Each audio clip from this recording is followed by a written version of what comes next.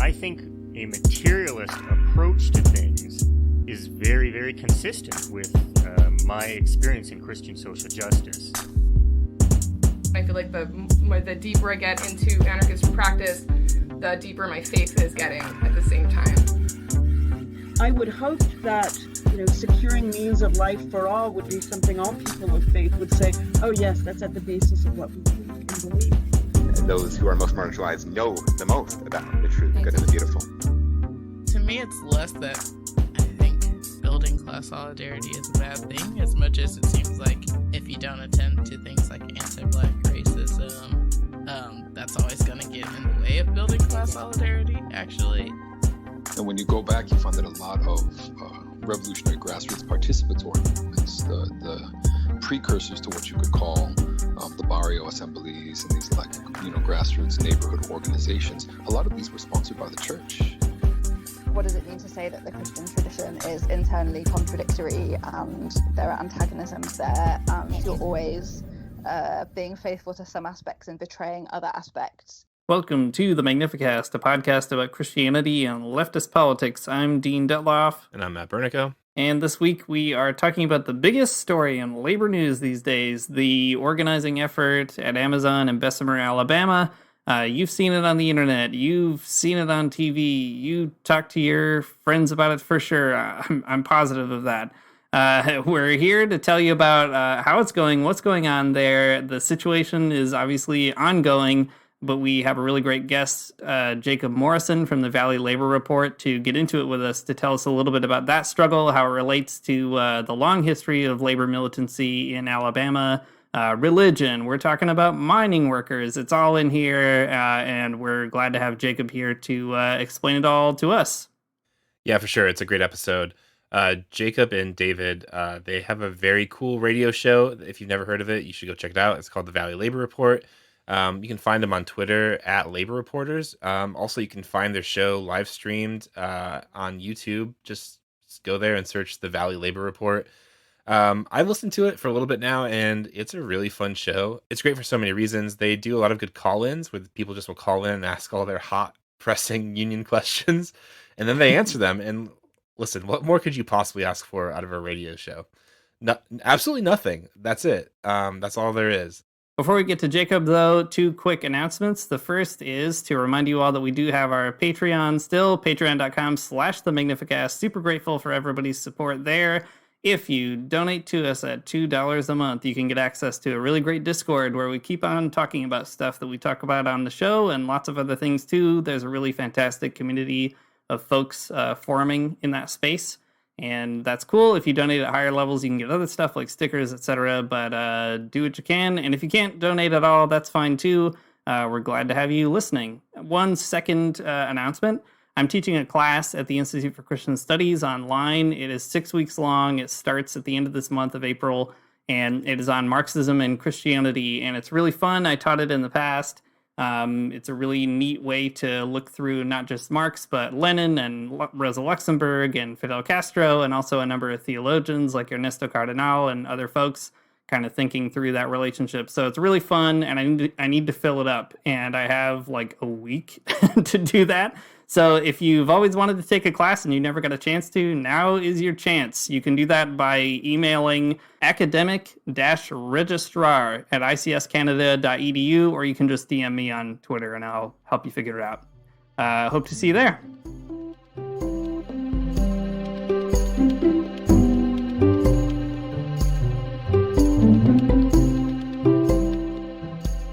Jacob, thanks for joining us on the Magnificast. We're really psyched to have you on the show, especially amidst all of the the ongoing Amazon news. As we're talking now, the union vote is live on the New York Times website, and yeah, really cool. It's all happening right before our eyes. So by the time people listen to this episode, I'm sure the count will be out, and we'll be infactual and in the past, but we'll make whatever corrections we need to. Well, I don't know. I mean, it just depends. It could take a while, or it could not. Kim Kelly said that she's banking on tomorrow afternoon, and there's somebody else that was saying that they don't think it'll finish until next week. So I don't know. We'll see. All right. Well, for the sake of our podcast, I hope they take a little bit more time. Well, anyways, thanks for joining us. Whenever we have someone on the podcast, we usually just ask them to, give an elevator pitch of their project. So yeah, would you mind giving us the pitch for the Valley Labor Report? Yeah, absolutely. So thanks for having me. I really appreciate it. I've been enjoying listening to y'all and y'all's podcast. Y'all have turned me on to some really great stuff. So I'm really excited to be here. My name is Jacob Morrison. I'm the co-host of the Valley Labor Report, as well as being a unionist myself, Secretary Treasurer of the Labor Council here in this area. And the Valley Labor Report is a radio show on a conservative talk radio station. It's the same station that Sean Hannity started on, actually. And David is my co-host. He's the president of a machinists union, and being in Alabama, being unionist in Alabama, we figure that I don't know. We wanted to talk to we wanted specifically to talk to an audience that might not be initially predisposed to be pro-union, and so that's why we wanted to get onto a conservative talk radio station. I knew somebody that had like a left talk show on Saturdays before, so I reached out to him. And he put me in touch with the station manager, and so we got it set up. Got a couple of sponsors, some other unions, some progressive nonprofits, a union side law firm, and now we've got the show. We're also on YouTube. We live stream on YouTube and Facebook and all of that. And now we're on two other stations. We're on a country station in Russellville, Alabama, just a bit southwest of us. We're also on a progressive community radio station in New Orleans. And soon, I think we could be on a soul and R&B station in Tuscumbia, so which is to the west of us in Alabama in Muscle Shoals. So we're expanding. I think it's a good project, and the thing is, like, both of us are leftists, right? But we're unionists first and foremost, and we really want to change people's minds about unions. We want to convince them that unions are a good thing, that you should be in a union, and the other stuff, we'll let your brothers and sisters on the job talk to you in your union, talk to you about that. But we really want to convince you that you should join a union. It's so cool. What a neat project. I cannot wait to see the Valley Labor Report on cable news sometime in the future, telling Sean Hannity that he sucks. Anyway, what a neat thing, and so cool to be using radio in particular as a medium. I'd love to hear more about that. Of course, we're going to get to more about why people should join unions and maybe hear a little bit more from you about that. But maybe we could dial into the project a little bit more generally. There's lots of alternative media projects on the left these days. This is one of them. There's 100 other podcasts and YouTube channels, etc. But I love that the Valley Labor Report also has a format of being able to have something like a call-in feature. So it's not so much of a dialogue like we're doing right now. Has that format helped you think about the labor movement differently? And how have you connected with some of that sort of maybe more conservative listener base that you guys are reaching out to? Yeah, I think that it's that's another reason that we liked it. We wanted to be able to interact with the audience in a way that maybe some other podcasts, media projects aren't able to. And I think that we have been. There's this. We have a few regular callers. There's one in particular. He's a conservative letter carrier, which is kind of funny. But he's all about his union, but he's he's also very, very conservative in a lot of ways. And so he calls in sometimes, and we have some back and forth with him. I think that we've but it's we try to be cordial when we can, but also sometimes we do get callers that are just, they say really silly things, and that they come at you in such a way that is like, okay, I know that I'm not going to be able to convince you, I'm not going to be able to change your mind on this issue, so I'm no longer talking to them, I'm talking to the audience that is hearing that, right? And I'm talking to the audience that's hearing that exchange, and I'm really trying to make them look as silly as I can, which is Yeah, I mean, that it's a way to do it, and it's not how I would do it if I was sitting across the table from them. But that does present a way, because on that radio station, anytime a left person or a liberal person calls in, that's what happens to them. They're made to look silly, and I think that that's one of the things that reinforces the conservative kind of propaganda project, is that they don't really have these reason that they're not presented with um a real manifestation of left-wing ideas, or of the positive things about unions.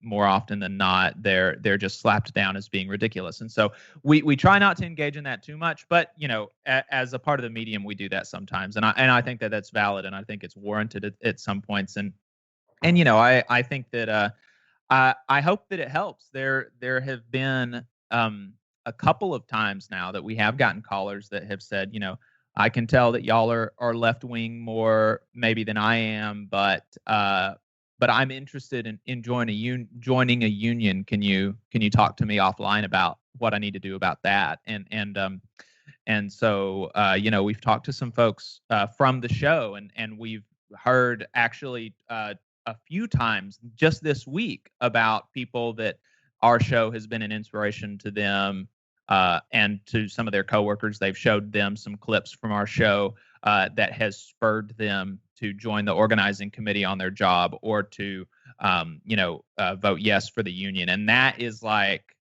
wow, that's awesome. Like that's all that we ever could have hoped for, is it is exactly that.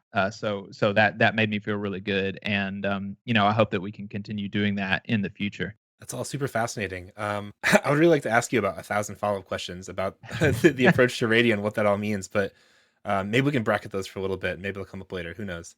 Well, one of the biggest recent stories in labor reporting, and I think on your show, has been the union drive at the Amazon warehouse in Bessemer, Alabama. While you aren't in Bessemer directly, you've visited and you've talked to a lot of folks on the ground there. You've had also a lot of other, journalists on your show to talk about it there. So I think that, you're pretty well informed on the topic for sure. So we definitely want to hear some of the specifics of that story in a minute, especially maybe as they're changing right now. But before we get that far, do you want to just give us like the broad strokes of the story? I don't know. I mean, I can't imagine people haven't heard about it at this point, but Right. in case they haven't, what's going on with the Amazon Union Drive in Alabama? Yeah, well, so broad strokes are that this has this is actually a really new facility, which is kind of fascinating. That's not the norm, that you've got a union drive so quickly after a facility form, or after a facility is opened. But just a couple of months after the facility formed, there was already like a committee of people that went to the union, a committee of people that had formed, and that were like, okay, we need to figure out what union we want to go to, and then we need to go to them, and which is wild, right? That's not normal. So they went to the union, and they started putting a plan together, and one of the organizers for RWDSU was kind of skeptical at first, because it was so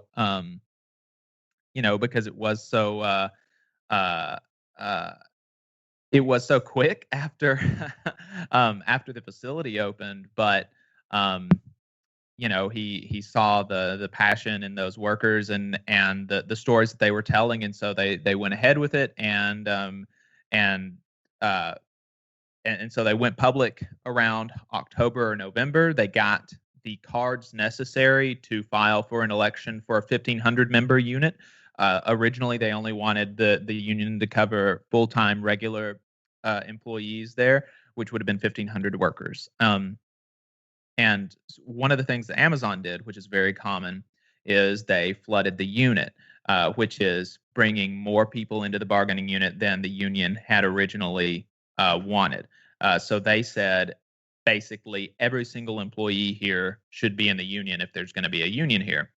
And the reason for that is that obviously it's more difficult to get more signatures from more people, right? That's the hurdle that they were trying to put in front of the union, and they didn't think that the union would be able to do that, and they thought that would delay the process and things like that. And so to Amazon's surprise, RWDSU said, okay, that's fine, and threw down 3,000 authorization cards, which is more than half of the unit already right there that signed authorization cards. And said, yeah, we'll take your 5,800 member unit and we'll raise you 3,000 authorization cards, and we're going to have this election just to kind of speed the process along. And so the election was scheduled pretty soon thereafter. It was 7 weeks, mail-in ballot. There was a lot of pressure from Amazon, a lot of support for the workers from outside of the warehouse.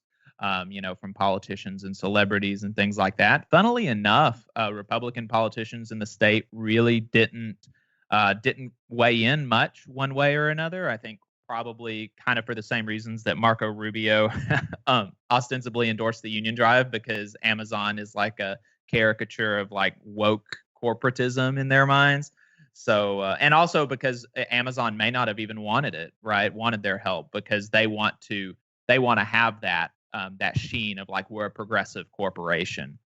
But some of the reasons that they wanted to unionize were because they don't live up to that name, right? They've done a masterful piece of they've done some masterful propaganda in their advertising, because a $15 an hour minimum wage, you'll remember, was something that was supposed to be for like fast food workers to start at like 10 years ago or something, and Amazon has taken that and said, okay, this is a decent median wage, which is that's what it is. $15.30 an hour is the median wage at this facility.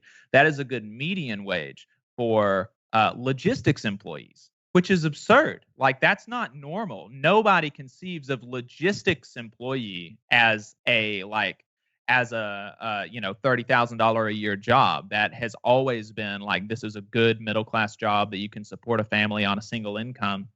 But Amazon has really done a lot to take it away from that. They've got terrible, not good safety standards there. They have to walk across football fields lengths of a warehouse to get to the break rooms to take their lunch. And by the time they get there, they basically got to turn right back around and go back to work. They are monitored constantly. Every second that they're not at their workstation is recorded. And if they take too much time off of their workstation, that's time off task. And if you get too much time off task, then you can be fired pretty quickly. The turnover there is crazy. It's like 50% turnover or something year to year, which is like, you're talking like service industry type turnover. And this is, again, logistics work. This is warehouse work, and small, local, regional, unionized warehouses with RWDSU, where the CEO isn't making, I don't even know if the CEOs at these places make millions of dollars, much less billions of dollars. But they make, when workers start working there, they make $18, $19, $20, $21 an hour starting off. And Amazon is not, when you compare them to similar employers in the area, they're just, it's not comparable. They don't pay as much, and their working conditions are not as good. And so, so we'll see. We'll see what happens. They've had a lot of support. I've seen a lot of support from the workers there. But Amazon has played really dirty. The union believes that there had been multiple illegal acts, kind of one of the bigger ones being that they've got a mailbox on their property that the NLRB expressly told them they could not do, that the Postal Service has not said who put it up. Amazon denies putting it up. Nobody knows who has the keys to that. So that's really sketchy there. And the union believes that could be an unfair labor practice. So, unless it's just a total blowout one way or another, I could see the count lasting for, or not knowing the final result for a very long time, because the union in their press release yesterday said that there were several hundred challenged ballots, mostly by Amazon. So if those challenged ballots make up the difference, then we could be looking at having a hearing at the NLRB to see what the ultimate what the ultimate decision on those ballots are going to be, and And if the union loses, though, we could be looking at having a recall, having a new election because of the multiple flagrant violations of the law by by Amazon. And so, it's really difficult to say, even though the vote is happening right now, it's difficult to say what's going to happen. Yeah, that's all really helpful. Really good context, helps us understand too why people are unionizing and what some of that has looked like. I want to drill down into a lot of aspects of what you pulled out here, maybe a little more directly. One of the strangest parts of the story in Bessemer are all of Amazon's attempts to fight back and limit the organizing of the RWDSU. I think that's also been kind of a big public relations nightmare for Amazon. I mean, for those of us who don't live in Alabama, you can watch whatever Dave Clark and Amazon's sort of Twitter response being grilled constantly, etc. But also, major media outlets are reporting on this in a way that most people don't usually report on with respect to labor issues. So maybe you could give us some examples. What are some of the most egregious examples of union busting on the part of Amazon that have been just kind of high points over the course of this union drive? Yeah, I think that I think one of them, like I said, is the mailbox. It is just egregious, and like I said, the NLRB told them, hey, you can't do this, and they just did it anyway. And the postmaster general, the local postmaster general, won't say like who's got the keys, who put it up, any of that. And so that's crazy. And there's a reason that the NLRB said no, you can't have a mailbox, a big mailbox on your property, because there's obvious, even if they don't have the keys, right? There's obvious reason that workers could be intimidated by that. Another thing is that they changed the traffic lights in the area to make it more difficult for organizers to talk to workers. One of the big ways that they got a lot of these authorization cards is just by standing outside the gates and talking to people as they came in and came out of Amazon and at a red light. And so Amazon actually talked to the Jefferson County Commission and basically forced their hand and told them to change the light. And the Jefferson County Commission folded and did that. They changed the light. They made the red light not as long. And it actually made it dangerous. Like the organizers and some other folks have almost been run over multiple times, but so that workers have less time talking to union organizers, they the Jefferson County Commission has not changed the light back to a safer length of time for the red light. They've held anti-union meetings, mandatory anti-union meetings, taken people off of the floor for hours over the course of this campaign. And they have to be in these meetings, taking them off the floor for hours, and filled their head with a lot of propaganda about how just blatantly lying to them. Alabama's a right to work state and telling them that if the union wins, they're going to have to pay dues, and that's not true. Because Alabama's a right to work state, you can't be made to pay dues in any workplace, union or not. And RWDSU is not going to even ask for dues from anybody until there's a first contract in place. They're saying that, you could get more or you could get less, which is also not true. Getting less is regressive negotiation, and you can't do that after a union election. That's illegal. That's against labor law. So, like, the worst that you could do is having exactly the same as you've got right now, as they've got right now. I think potentially it backfired. Some of the folks that I've talked to down there have said, but because of how, the juxtaposition between, I've had to spend hours and hours of my time in these mandatory anti-union meetings, to the fact that I am penalized for any, time off task is the thing that they call it. I'm penalized for just minutes, for seconds that I'm not at my workstation doing work, producing, and things like that. And I think that people see that. I think that people, or I know that a lot of people saw that and were really pissed off about that and said, that's not right, that I can't take time off to go off of my workstation to go use the bathroom for 10 minutes, but you're going to, make me sit here for hours and try to fill my head with propaganda. I hope that backfired, but again, the votes are being counted now, so we'll see. Sometimes in union drives, employers will really try to drag the whole process out, and they'll stall a vote, they'll stall contract negotiations, do anything they can to just make the whole situation cool off, right? But with Amazon flooding the bargaining unit, it seems like maybe there's something else happening here. Is that the case? Like, are they flooding the bargaining unit and then forcing a vote really quick? It seems like it's all happening pretty quickly, but maybe that's just my outsider perspective. Did Amazon try to stall the vote at all? Or are they using those similar tactics, or are they really rushing through things? Maybe you could just kind of talk us through how all that looks.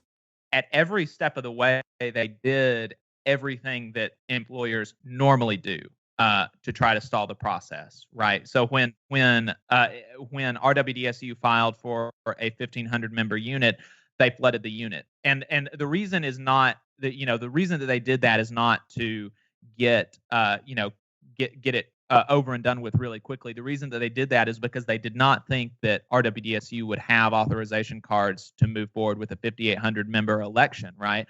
But they didn't anticipate that RWDSU did, and they did. So the election happened. After RWDSU agreed to that, they still tried to file multiple petitions to delay the election, to hold off, and the NLRB, which in Birmingham we've got a fairly labor-friendly regional board, and they just denied their petitions to delay the election. There were multiple petitions by Amazon to delay the election. So if they had their druthers, this election would not have taken place until, well, it wouldn't have ever taken place. But the only reason that it took place so soon is because of the preparation and the organizing of the union and the NLRB in Birmingham. But the question was, what happens if a majority of the workers vote for a union, and what happens if they don't? If they vote for a union and it's a blowout, then what happens next? And let's say that it's such a blowout that there's no challenge. What happens next is they fight for a contract. Winning a union in and of itself doesn't actually do anything. That act, being a union, being recognized as a union, doesn't change anything in and of itself, right? You've got to actually fight for the wins that you want to get in your next contract. So workers will be elected from the shop floor to be in a bargaining committee. They'll go to training on how to bargain, what you should bargain for. They'll learn about what other contract. They'll learn more. They've been learning some of this already, but they'll learn more about what other contracts look like in the industry. And they will be they'll be advised by lawyers and other RWDSU members, and they will begin the bargaining process. Amazon will fight them on everything that they ask for, and so the workers are going to have to fight for everything that they get. But that's what happens next is the fight for the contract, and so let's say that they get a good contract that they like, that the bargaining committee likes, then it'll go to the membership for a ratification vote. And if the members vote yes, then that's the contract that they're going to be working under. That's another reason that Amazon's saying, oh, it could be better, could be worse, could be the same, is so silly, because in a union environment, you're not going to work under a contract unless you vote yes, right? Unless, nothing is going to change until you get a contract there, and the contract has to be ratified by a majority of the membership, right? And so, I've got faith in those workers that they're not going to vote for a contract that looks worse than it does now, even if that was legal. And if the negotiating committee likes a contract, but the majority of the membership doesn't, then they go back to the bargaining table, and it continues like that until they're able to hammer out a contract that can get majority support from the shop floor. And so throughout that process, that's honestly, I think that's going to be a harder battle than getting the union in, is because that's actually going to be the place where Amazon's bottom line is threatened. And so that's going to be even more of a, that's going to be where folks really need to be looking at supporting these folks in their contract fight.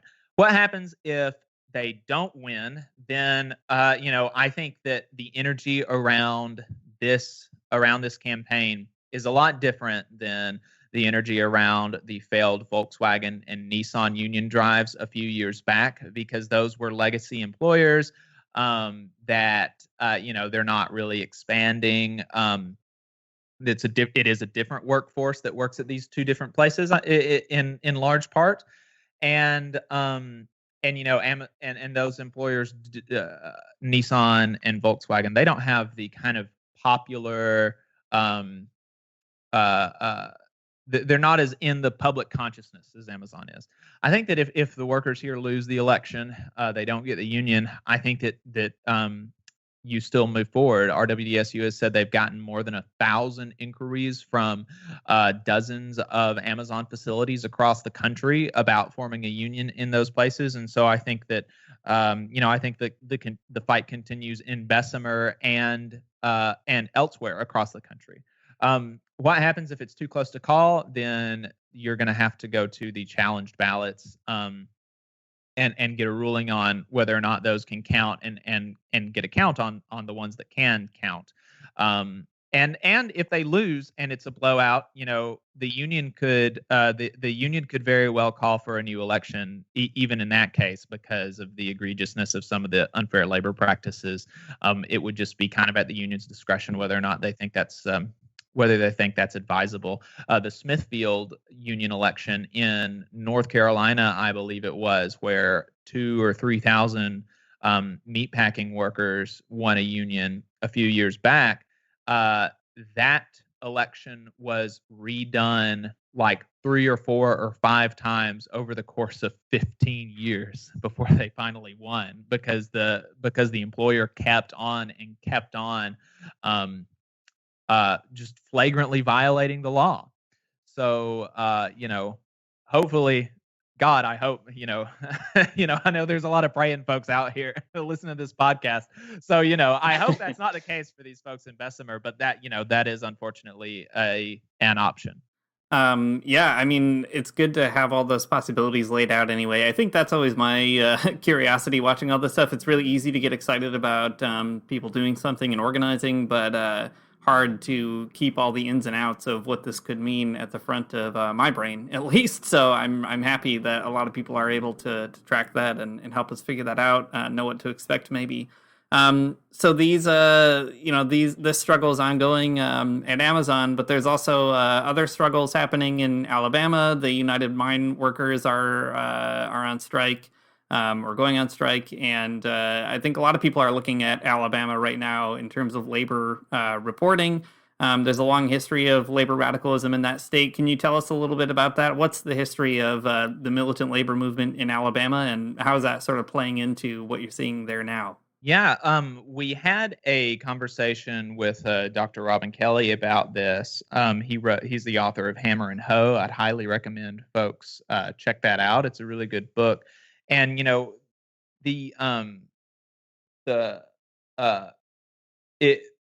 history in this area, in Bessemer specifically, and in the Black Belt in Alabama, of unionization and of radical unionism it's really rich and it's really deep. The mine mill union, for example, was one like communist dominated union that was virtually all black. The sharecroppers union was the same, and a lot of these people, like I've actually talked to folks that are involved in the organizing drive for this union that have said that they've heard stories from their grandparents about the sharecroppers union and about the mine mill union. And so that's really fascinating. And I think that one of the things that we heard over and over, like on the phone calls and things like that, is the tradition of unionism in the area, like that. Oh yeah, my auntie was in a union, or my auntie is in a union, and she told me, like, if I don't vote yes, then I'm an idiot, or something like that, and or people having been in unions before. Jennifer and Daryl were both in unions before. Jennifer and Daryl are kind of the most public workers in this campaign. They've done a lot of interviews with a lot of different people. They were both in unions before, and so they know what having a union can do for your life and for making your workplace and your job and your career better. So, I think that has a lot to do with it, because I do believe that there's still some amount of muscle memory in the community, especially in that area. And Alabama, broadly, we've got a much higher union density rate than all of our southeastern neighbors. It's nearly on par with the national average. I think the national average is like 11%, and I think ours is like 10.5, 10.8%, right? And where Mississippi and Georgia and Tennessee, all these places have unionization rates in the low single digits. So, so Alabama is kind of an interesting case, and I think that the part of the reason is that we had a really strong tradition of militant unionism. And even though a lot of the unions in Alabama today are not explicitly radical, I do think to a large extent they're kind of rolling on the fumes of and the successes that our grandparents, let's say, built for us. That's so cool. It's really important to keep those stories alive, for sure. Well, before we move on to talk more about the history, can you just tell us a little bit about what's going on with the United Mine Workers right now? I mean, they were just on strike and they're working through a contract. So yeah, what's going on there? So the coal miners down there, the coal mine was before 2015. It was owned by Jim Walters Energy, and they went bankrupt in 2015, and they were bought out by the company that's now Warrior Met Coal. And in the process of that buyout, in order to make those coal mines profitable, the workers took huge pay cuts. They took an $8 an hour pay cut. They took cuts to their benefits, cuts to their health care, cuts to their retirement packages. They don't, most of the time, they don't even get lunch breaks down there anymore. Like, they go down 2,000 feet below the surface of the earth. And so you can't come back up. There's not a McDonald's down there either. And so they have to take their lunch breaks 30 minutes down there. Before, they got paid for that. Now they only do sometimes. And they have to work more often. Oftentimes, like, if their supervisor says you've got to work 7 days a week, they've got to work 7 days a week. They always work 6 days a week. They only have a few holidays, like 8 holidays. They've only got like 3 days off every year. It's crazy. It's crazy the conditions that they accepted in order to save the company, but they did. They saved the company. They have now extracted in the 5 years since Warrior Met took over production there. 2 of those years saw record-breaking production. 2018 and 2019. More coal was pulled out of those mines than ever in its history, in its 40, 50-year history. The CEO of Warrior Met is now making millions of dollars more than he was in 2015. Same with a lot of the other executives. They've gotten huge, like 10, 12, 15, 20% raises.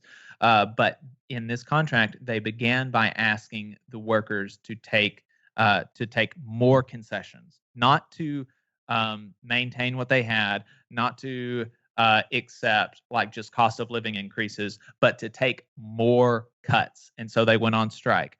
And they've got I went down there with some folks to have some conversations with them. I went down there with Lee Baines. He's the singer of Lee Baines III and the Glory Fires. It's a local band down here in Birmingham, partnered with the Working People podcast, and so you can find some of those conversations there. I'd highly recommend it. And they've got a tentative agreement now that workers are going to be voting on tomorrow. And they're going to say whether or not they accept those conditions and whether or not they're going to come off the picket line. I have looked at a summary of the new tentative agreement, and it's better on all fronts than the original, than the previous contract, but it's still not as good. That they were they're currently the least compensated mine in Alabama, which is wild. And I don't think that the new tentative agreement brings them on par with the rest of the mines in Alabama. My understanding is that a lot of the miners are not happy with it. And I haven't heard anything from the international leadership or the bargaining committee about whether or not they're recommending yes or no. But a lot of times in the media and in press releases, you see the leadership, the international leadership, really trying to sell a contract, even when it's not that great. Like they'll sell it like it's the best thing since sliced bread, and you look at the contract and it's not. And they're not doing that here. And I don't know if the mine workers are just a more kind of transparent union and they don't ever do that, or if that's a sign that that they don't want them to accept it, and they wanted to give these workers, that give the contract to them and let them decide whether or not they want to stay on strike. But they're not doing that. They're not selling this contract. They're just saying like, look, this is what we've got. Let us know what you think, basically. So, I don't know what's going to happen, but my understanding is that a lot of the coal miners down there are not happy with it. So we'll see. The union side attorney that we've got advertising on the show, most of his work comes from the United Mine Workers, and he is hoping that they vote it down and they stay on strike and get something better, because he doesn't think that they should be satisfied with it. So we'll see what happens. If they stay on strike, I'll probably be going down there again, talking to them some more, getting some more conversations with them, and trying to keep folks updated, because it's really important. It's really important that they get what they deserve. As long as we're doing this resource extraction, putting people through this really dangerous working conditions, they should be compensated very well. And this company is not doing that, and they're trying to, they don't want to even maintain what they've got now. They have conceded a little bit and offered to give them a little bit more, but they deserve a lot more, in my estimation. So we'll see. The coal miners they want compensation. What they're fighting for is compensation and benefits packages that's on par with the rest of the mines in Alabama. And so we'll see if they'll be willing to come off the picket line for less. Well, I hope they get a good contract. That's a really good a really good word about Alabama. So much cool stuff in there.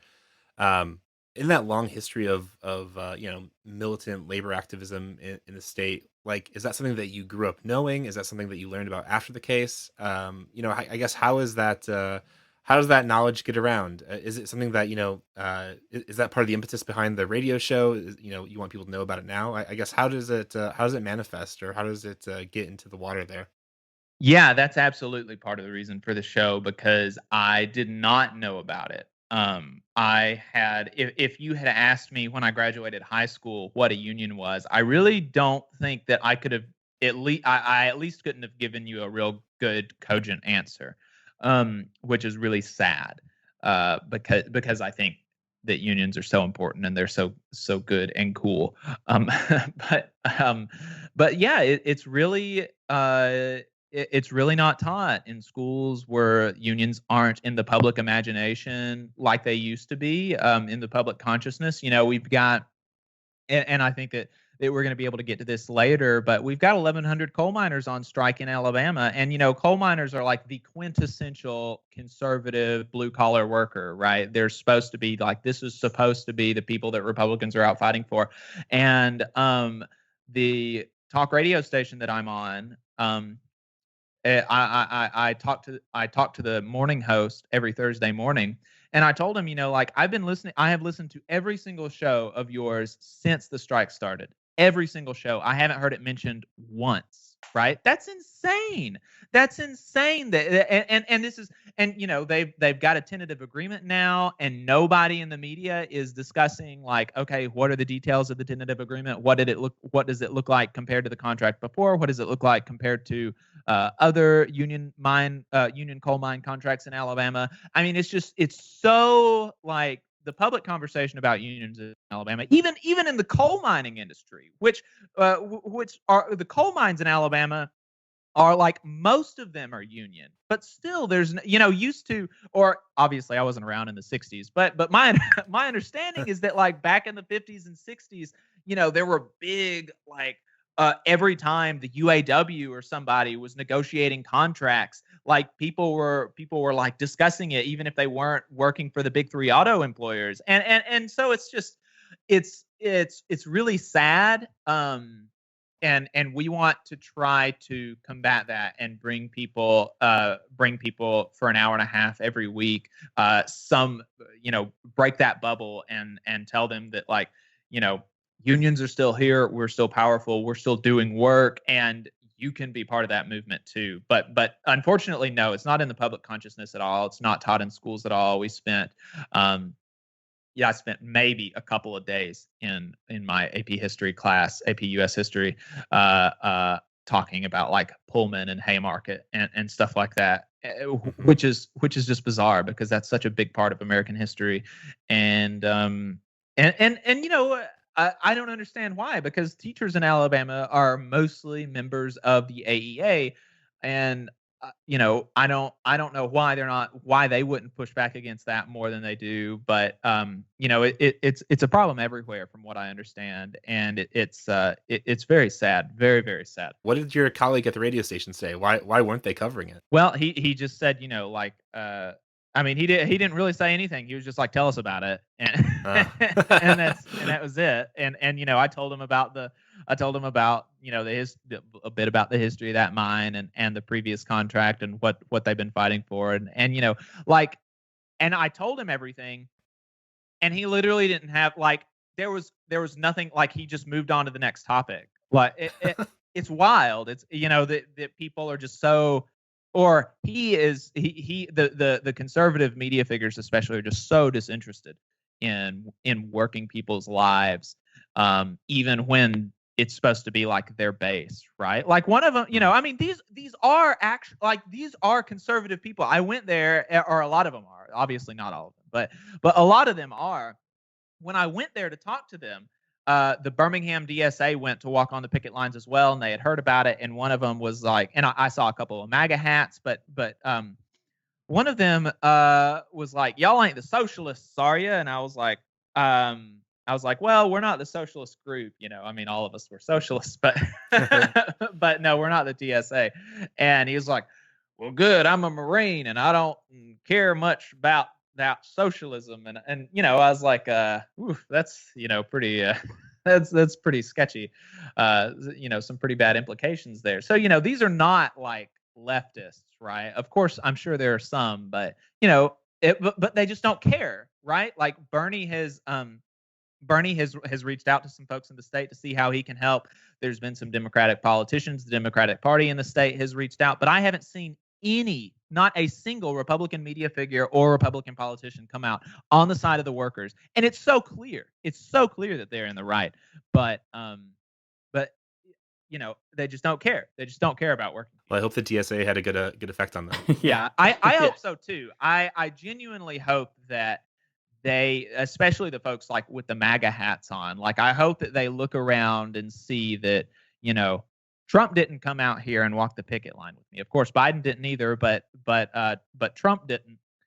None of the Republican politicians did, and the socialists did, and a couple of Democratic Party politicians did, and some Democratic Party politicians in the Democratic Party in the state tweeted in support of us, and they made press statements in support of us. And the only people that have been even remotely supportive of us has been unions, Democrats, and socialists. Like I hope that it just like gets them thinking a little bit. Maybe plants a seed of doubt in their mind about some of the conservative thoughts that they've got on non-economic issues and on anything outside of unions. Yeah, well, as we get toward the end here, I do want to ask you something just to stay on brand as our podcast about religion and the struggle. You know, you mentioned Robin Kelly, his book Hammer and Hoe talks quite a lot about the dialogue between communism and Christians in the labor struggle. Kim Kelly and lots of other people have been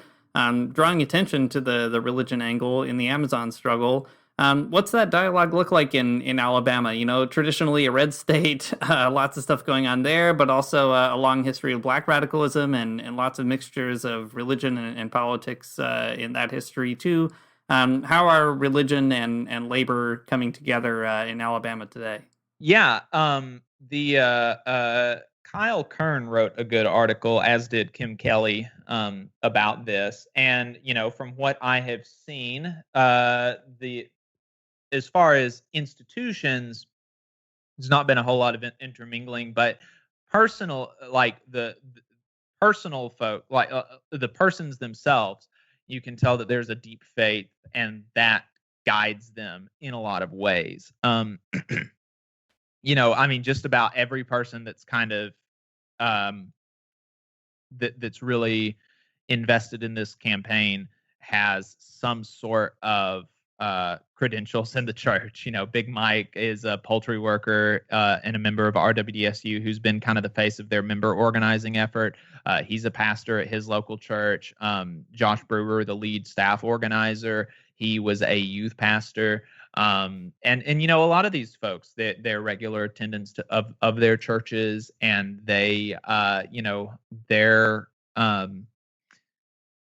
they have a faith that, like, you know, throughout the history of the Black church, doesn't say shut up and take what you're given. It says, you know, have faith that God is on your side and fight for what you deserve. And I quite like that a lot. So, you know, I definitely see that dialogue in individual people and in these movements. You know, I wish that there was a bit more institutional support than I'm seeing, or even explicit, like, local congregations coming out and helping folks and you know, saying, like, we as a church, like, we as Christians support these workers, and this is why, because I think that it would be good for folks to see more of the Christian case for this kind of thing, because it's really lacking. You know, the kind of Christianity that I grew up immersed in was very, very you know, very conservative in a lot of ways. And you know, my family, even today, even with the coal miners, you know, I told them that I was going to go down and walk the picket line with them, and you know, I told them about the contract that they were fighting for, and what they had given up previously, and you know, they were like, well, I'm sure the company is just trying to keep them having a job. And you know, they took a job knowing what it paid. I don't understand why they don't just get another job if they don't like it. And you know, it doesn't make sense to me anymore. But you know, I mean, that's what so many Christians in Alabama, that's kind of their worldview, is like, you know, there's no they don't believe that you should kind of fight for societal change. They believe that you should strive and pray for personal change inside yourself from God, and that God will kind of take care of society himself. And if it's not meant to be, it's not meant to be, and there's no more interest in it than that. And it's you know, it's really sad. And so I hope to see more of the kind of Christianity that seeks to change society in a good way moving forward. And I hope some of that kind of infects even some of the churches that are currently more standoffish. Yeah, you know, it's a really good point to draw out the you know, the faith of the individual people involved, but maybe not the institutional support. I think that's something that Dean and I have seen a lot across different labor struggles from Christians, and I mean, all kinds of other sort of leftist struggles, that a lot of times people who are involved are religious, but the institutional church is not. And yeah, I mean, a really helpful thing to draw out to kind of get a lay of the land of the progressive sort of Christian movement. Well, okay, we don't have a lot of time left, but I do want to end on this note, maybe. So perhaps there's a listener out there who has heard this and kind of gotten interested in the idea of organizing a union or just labor in general. So if you will, Jacob, pretend with me that I'm calling into the Valley Labor Report, and I've got a really hot burning question. And basically it is, I want to start a union, but I don't know where to start. So how would you tell me what to do? Yeah, well, I would say that you know, if you called in and that's what you asked, I would give you something on the air, but I would ask you to stay on and talk with me a little bit more after the show, so that I can get more so that I can get more personable with you. But you know, generally, what I would say is, like, the first thing that you want to do is learn about the unions in your area. There are a lot of things to consider. You know, among them being, like, okay, how powerful is this union in my area? How democratic is this union? You know, some unions are more democratic than others. What are their thoughts on electoral politics. How do they feel about contracts? How do they approach contract fights? How do they, are they staff driven or member driven? The individual people, there could be some internationally maybe less democratic unions, but the actual people in your area are just awesome and they're great, and maybe you really want to work with them. So, learn more about the unions structure in your area structurally, and what they do, and schedule some meetings with some organizers, have coffee with them, see what they're like, see if you can work with them, and do this with a bunch of different unions, because this is, if you don't have a union in your workplace, this is your chance to, if you've got a union in your workplace already, it's kind of frowned upon to decertify the union and try to get a different union to come in and represent you. It happens sometimes, but it's very rare, and a lot of times unions really aren't interested in doing that. So now is your time to really pick the union that best fits your culture and your values and your coworkers' values. So really put a lot of thought into that. And have meetings with people, and bring people along. You don't want to alert the boss to what you're doing before you're ready, but talk to some folks that are close to you and that you trust, and that want a union as well, and have this kind of small group of people that want a union, that are doing these things, having these meetings together. And that's what I would say to do. There are a lot of different unions with a lot of different competing kind of theories of change and values, and really probably almost one of the biggest things, even more than all those kind of big grand ideas, is can you work with the people that are in your area? I mean, there's a lot of there are a lot of conflicting kind of personalities that can go on, and if you don't have to, and like I said, starting a union, that's a really good opportunity to get a good fit. So if you don't have to butt heads in that way, that's great. It is so that's what I would say. I would say, learn more about the unions in your area, have lunch with them, get a committee, and make it democratic, the process of choosing a union, and then go from there. They will help you formulate a plan to get an election and win an election, and then do a contract fight and win a good contract. That's great. Well, everybody has it. All these good Magnificast listeners know exactly how to go win, like they're doing in Bessemer. Hopefully, fingers crossed, sending all our big Christ energy in that direction. Jacob, it's been great to have you. Thanks for pulling yourself away from the vote tally on the New York Times and the Zoom, etc. We're all going to look forward to seeing what happens with that. At the end, anything else that you want to sort of plug or mention before we call it a wrap? Yeah, you can. If you search the Valley Labor Report on basically any social media site, you'll be able to find it. The best place for folks outside of the local area to watch the show is going to be on YouTube.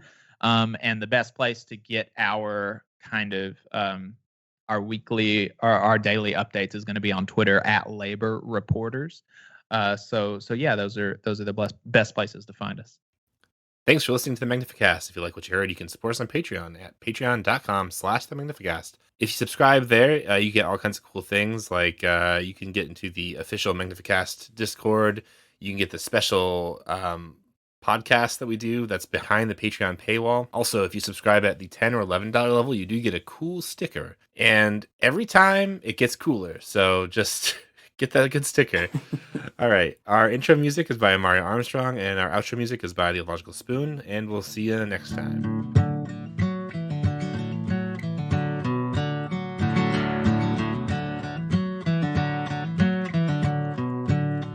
I don't wanna get up for church in the morning, souls alive. Heaven come to earth and there won't be no church. We'll meet down by the riverside. There we'll swim with all creation. Never get tired, never bored. Don't worry, someday there'll be no dam between us and our Lord.